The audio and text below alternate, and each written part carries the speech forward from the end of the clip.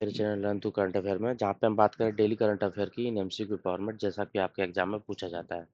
तो ये वीडियो रहेगी relevant for UPSC, PCS, SSC, CGL, bank and state exams. तो स्टार्ट करते हैं with first MCQ. Recently 1200 megawatt का कलाई टू हाइड्रो इलेक्ट्रिक प्रोजेक्ट की पब्लिक हियरिंग के बाद इसको अप्रूवल दे दिया गया है। तो ये किस रिवर पे लोकेटेड है? ये लोकेटेड है लोहित रिवर पे। और लोहित रिवर ब्रह्मपुत्र की एक ट्रिब्यूटरी है। और वो ट्रिब्यूटरी कौन सी है? लेफ्ट बैंक ट्रिब्यूटरी है, क्योंकि ये लेफ्ट से कनेक्ट करती है। And second thing is it is present in Arunachal Pradesh. और इसको डेवलप कर रहा है THDC, Tehri hydro development corporation limited. तो इस एमसीक्यू का रिलेवेंस ऐसे होता है। पहला तो आपको पता होना चाहिए कि कलाई टू हाइड्रो इलेक्ट्रिक प्रोजेक्ट है वो किस रिवर पे है, वो है लोहित रिवर पे। सेकंड रिलेवेंस हो जाता है लोहित स्टैटिक से रिलेटेड। लोहित रिवर किस रिवर की ट्रिब्यूटरी है? ब्रह्मपुत्र की, और वो भी लेफ्ट बैंक ट्रिब्यूटरी है। और ये किस मतलब जो प्रोजेक्ट था, ये किस स्टेट के अंदर प्रेजेंट है? ये है अरुणाचल प्रदेश के अंदर। और इसको डेवलप कौन कर रहा है? THDC, Tehri hydro development corporation limited. तो ये 4 से 5 पॉइंट आपके दिमाग में रहेंगे तो आप ये क्वेश्चन कन्वर्ट कर लोगे। सेकंड एमसीक्यू हो जाता है चंपा रासपेड़ा। पहली बार किसी दिदाई कम्युनिटी के मेंबर ने नीट का 2025 का एग्जाम क्लियर किया है। तो मतलब 2025 में आके वो नीट क्लियर कर पा रहे हैं, दिदाई कम्युनिटी। तो ये कम्युनिटी किस कैसे रिकॉग्नाइज की जाती है? तो ये एक बहुत ही पिछड़ी हुई कम्युनिटी होगी डेफिनेटली। तो पिछड़ी हुई कम्युनिटी जो सबसे होती है, तो उनमें से पीवीटीजी वाला ग्रुप आता है। तो इसका आंसर होगा PVTG of Orissa. Particularly vulnerable tribal group of Orissa से बिलोंग करती है ये कम्युनिटी। और ये उड़ीसा के अंदर है। 13 पीवीटी, मतलब मैक्सिमम नंबर ऑफ पीवीटीजी भी उड़ीसा के अंदर है, जो 75 टोटल है, उसमें से 13 नंबर ऑफ पीवीटीजी उड़ीसा के अंदर है। और इनका रेशियल स्टॉक क्या है? Proto Australoid. और लैंग्वेज भी ऑस्ट्रो एशियाटिक फैमिली से बोलते हैं ये। और पीवीटीजी क्या होते हैं? पीवीटीज होते हैं ये, मतलब पिछड़े हुए ग्रुप होते हैं ट्राइबल ग्रुप्स के अंदर, जो क्या करते हैं? Pre agriculture level of technology use करते हैं। लिटरेसी लेवल काफ़ी कम होता है। बैकवर्डनेस होती है इकोनॉमिक। और डिक्लाइनिंग और स्टैग्नेंट पॉपुलेशन होती है। 4 कंडीशन होती हैं जिनके बेस पे इनको पीपीटीजी ग्रुप में शामिल किया जाता है। जैसे ट्राइब्स होती है, ट्राइब्स के अंदर शेड्यूल्ड ट्राइब्स होती हैं, और उनके भी अंदर मोस्ट बैकवर्ड होती है पीपीटीजी। तो उनकी 4 कंडीशन होती हैं। प्री एग्रीकल्चर लेवल टेक्नोलॉजी होगा इनका, लो लेवल लिटरेसी होगा, इकोनॉमिक बैकवर्डनेस होगी, और डिक्लाइनिंग स्टैग्नेंट पॉपुलेशन होगी। आईएनएस अरिदमन। आईएनएस अरिदमन को रिसेंटली इंडक्ट किया गया है। तो ये नवल मतलब नेवी के अंदर इसको इंडक्ट किया गया है। तो ये क्या है? ये है SSBN. SSBN nuclear powered ballistic missile submarine है। कैसे? और एसएसबीएन का फुल फॉर्म क्या होता है? शिप सबमर्सिबल बैलिस्टिक न्यूक्लियर, मतलब एक तरीके से बैलिस्टिक है ये, और न्यूक्लियर भी है, और सबमर्सिबल सबमरीन है। तो इसमें इसका रिलेवेंस क्या है कि ये बैलिस्टिक सबमरीन है दूसरा, और ये न्यूक्लियर पावर पावर मतलब जिसको मिलती है चलने के लिए, वो न्यूक्लियर न्यूक्लियर एनर्जी से मिलती है। आईएनएस अरिधमन। और दूसरा, ये एक एडवांस टेक्नोलॉजी वेसल है जिसको विशाखापट्टनम में बिल्ड किया जा रहा है, शिप बिल्डिंग सेंटर के अंदर। और ये इसमें सबसे इम्पोर्टेंट क्वेश्चन क्या हो सकता है कि जो आईएनएस अरिधमन है, ये किस क्लास से रिलेटेड है? इसका क्वेश्चन आ सकता है। तो ये अरिहंत क्लास से रिलेटेड है। उसकी सेकंड सबमरीन है, और ये third nuclear powered ballistic submarine है। इसमें याद रखने वाला क्या है कि आईएनएस अरिधमन किस क्लास की सबमरीन है? ये अरिहंत क्लास की सबमरीन। और इसमें K4 बैलिस्टिक मिसाइल से इक्विप्ड है ये।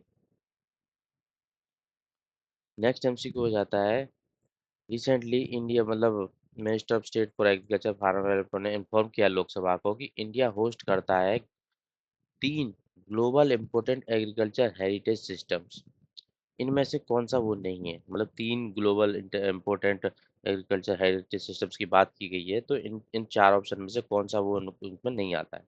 ये है जबो फार्मिंग सिस्टम नागालैंड, ये उसके अंदर नहीं आता है। बाकी ये 3 है, वो GIA-HS है, global important agriculture heritage system है। और उनके बाद में बात कर लेते हैं क्या क्या है। ये सैफरन से रिलेटेड कश्मीर में है।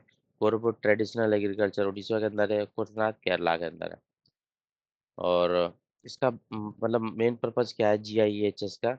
इस प्रोग्राम को फूड एंड एग्रीकल्चर ऑर्गेनाइजेशन चलाती है। इसका मेन पर्पस क्या है कि जो ट्रेडिशनल फार्मिंग सिस्टम है ना, और जो थ्रेट पे है क्लाइमेट चेंज से, डिस्प्लेसमेंट से, बायोडाइवर्सिटी लॉस से, उन सबको कंजर्वेशन में हेल्प करना। कोरबट उड़ीसा के अंदर है, जिसमें पैडी से रिलेटेड बात की जाती है, मतलब पैडी डाइवर्सिटी को लेकर, मेडिसिनल प्लांट को लेकर। और कोटानाड केरला के अंदर है, जिसमें सी लेवल फार्मिंग सिस्टम पर बात की जा रही है। सी से मतलब पैडी भी हो सकती है, फिशरी भी, coconut shell collection. Saffron park Kashmir में, जो सैफरन से रिलेटेड बात करता है। तो ये 3 GIS है इंडिया के अंदर, तो ये आपको याद होने चाहिए। नेक्स्ट MCQ है, UIDAI ने रिसेंटली आधार बेस्ड कंज्यूमर वेरिफिकेशन के लिए किस ऑर्गेनाइजेशन के साथ पार्टनरशिप की है? वो क्या, स्टारलिंक के साथ, एलन मस्क की कंपनी स्टारलिंक के साथ इन्होंने पार्टनरशिप की है, जिसमें यूज किया जाएगा इस स्टारलिंक की सैटेलाइट को एज ए सब ऑथेंटिकेशन यूजर एंड सब EKYC user agency for Aadhaar based customer verification. Recently Pakistan और चाइना ने एक एग्रीमेंट किया है, एग्री हुए हैं एक्सटेंड करने के लिए CPEC, China Pakistan economic corridor को, किस कंट्री के अंदर? तो इन्होंने ये एग्रीमेंट किया है अफगानिस्तान को लेके कि इसको एक्सटेंड किया जाएगा अफगानिस्तान के अंदर भी सी पैक को। और इंडिया इसका अपोज क्यों करता है? क्योंकि ये इंडिया के POK रीजन से पास करता है, तो इसलिए इंडिया की सोवरेनिटी और इंटीग्रिटी को हैम्पर करता है, तो इसलिए इंडिया इसका अपोज करता है।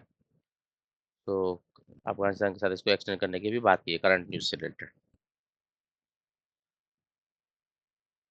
नेक्स्ट MCक्यू ये था, इंडिया का 22वां IIM कहाँ पे इनॉग्रेट किया गया? वो किया गया असम गुवाहाटी के अंदर, और ये नॉर्थ ईस्ट का सेकंड IIM है।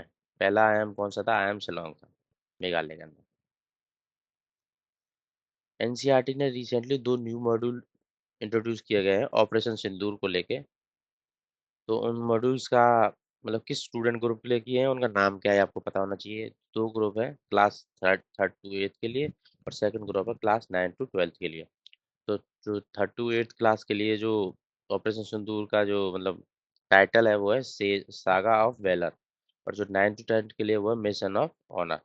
ये आपको पता होना चाहिए, saga of valour, mission of honour.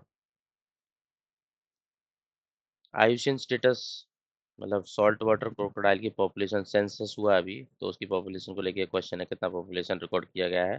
तो आपसे इस क्वेश्चन में ये भी पता होना चाहिए कि इसका आयुषन स्टेटस क्या है, वो है least concern salt water crocodile का।